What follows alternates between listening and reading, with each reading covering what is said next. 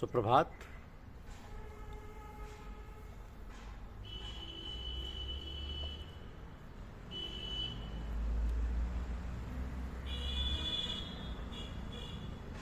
आए हैं सो जाएंगे, राजा रंक फकीर।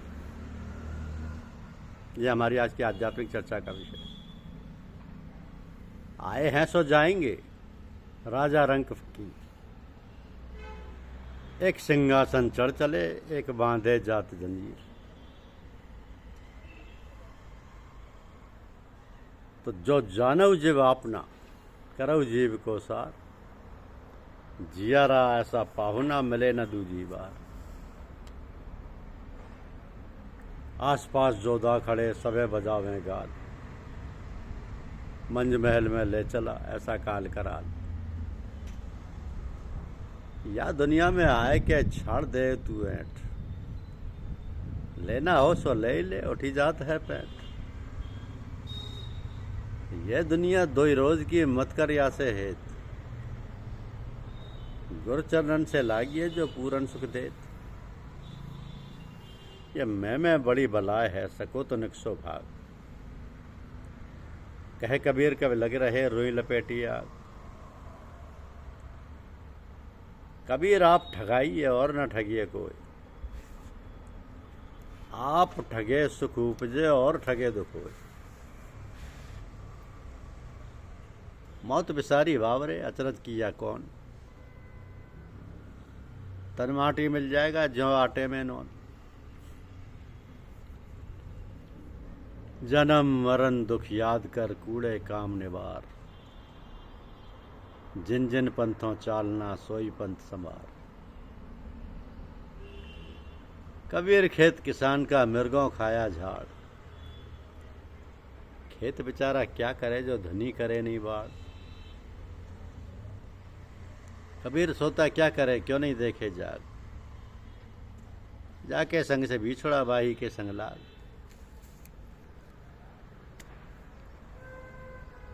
अपने पहरे जागिए, ना पड़े रहिए सोए। ना जानो छनेक में, किसका पहरा हो। दीन गवायो दूनी संग, दूनी न चाली साथ।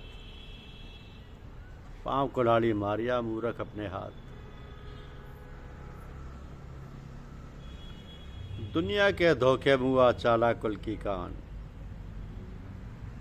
तब क्या कुल की लाज है, जब ले धरे मसान।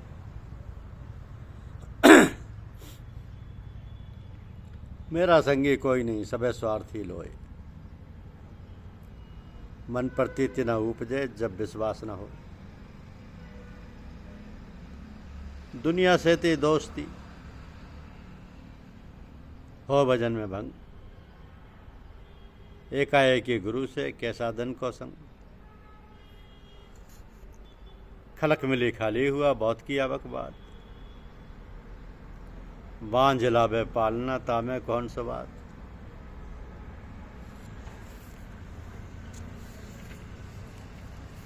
बैल गड़नता नरगड़ा, चुका सींग और पहुंच। एक ही गुरु के नाम बिन, दिखदाड़ी दिख पहुंच। अब की वेरिया चेत है, सो साहब का होए। कहे कबीर पुकार के, चेते नाई कोई। मनुष्य जन्म नर पाई के, चूके अब की घात। जाए परे भव चक्र में, सहे घनेरी लात। झूठा सब संसार है, को न अपना मीत। सत्य नाम को जान ले, चले सो भोजल जी।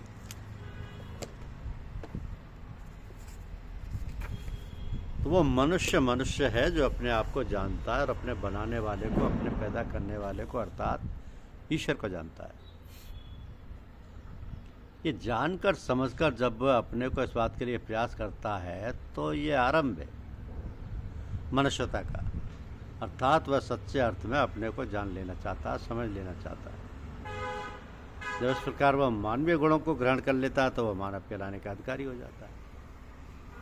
अब मानव श्रृंखला के आधारभूत सभी गुणों को, सभी आचार और विचारों को जब व्यावहारिक रूप में ग्रहण कर लेता है, जैसे कि रामचरितमानस में मर्यादा पुरुषोत्तम भगवान राम के समस्त जीवन की झांकी को दर्शाया गया है। अपने आप को और अपने बनाने वाले या पैदा करने वाले को जान लेता, समझ लेता है और तदनुसार व्यावहारिक जीवन में ढल जाता है, तभी वह पूर्णतः मनुष्य कहलाने का अधिकारी हो जाता है। और मानवीय गुणों का जब साकार रूप हो जाता है तब वह मनुष्य देव श्रेणी में आ जाता है, अर्थात उसमें दूसरों के प्रति क्षमा, मैत्री, दया व करुणा का भाव आ जाता है। और उसके बाद जब दैवी गुणों से विभूषित मनुष्य परमात्मा के प्रति समर्पित हो जाता है तो उसमें ईश्वरीय गुणों का आविर्भाव हो जाता है, फिर वह ईश्वरीय कोटि में आ जाता है। तो जब ईश्वर से, परम पिता परमात्मा से एकाकार हो जाता है तब फिर वह परम वैराग्यवान, प्रेम पूर्ण परमेश्वर गुणों से ओतप्रोत अपने आप को भूल जाता है, परमात्मा में लय हो जाता है। तो फिर उसे भगवान कहा जा सकता है। वो गुणातीत हो जाता है, फिर तो उसके सारे आचार और विचार तथा व्यवहार सहज ही परमात्मा अनुरूप होने लगते हैं। उसे कोई सोचना विचारना ही नहीं पड़ता, सभी कार्यकलाप सहज रूप से होने लगते हैं और फिर वह मनुष्य का उद्धार और जन्म मरण के चक्कर से बचाकर ईश्वरोन्मुख करने लग जाता है। पर सारे लोग उसके प्रति आकर्षित होकर आने जाने लगते हैं, सत्संग लाभ कर धन्य समझते हैं। तो भगवान की प्राप्ति हेतु अग्रसर होते हुए उससे लग लपट कर इष्ट प्राप्ति होती समर्पित हो जाते हैं।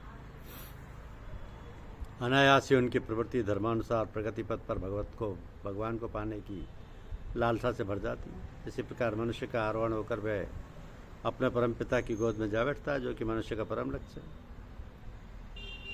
ऐसे ही महापुरुषों के संग को सत्संग कहते हैं। ऐसा सत्संग दुर्लभ है। रामायण में कहा है कि बिन सत्संग विवेक न होई, राम कृपा बिन सुलभ न कोई। राम कृपा बिन सुलभ न सोई, बिन सत्संग विवेक न हो। तो जिन मनुष्यों में जन्मजात संस्कार होते हैं, भगवान की ओर आकृष्ट होने से, भगवत कृपा से उनको वैसा ही सत्संग और सहायता मिल जाती है। धन्यवाद। यूट्यूब चैनल को लाइक और सब्सक्राइब अवश्य करें। शुक्रिया।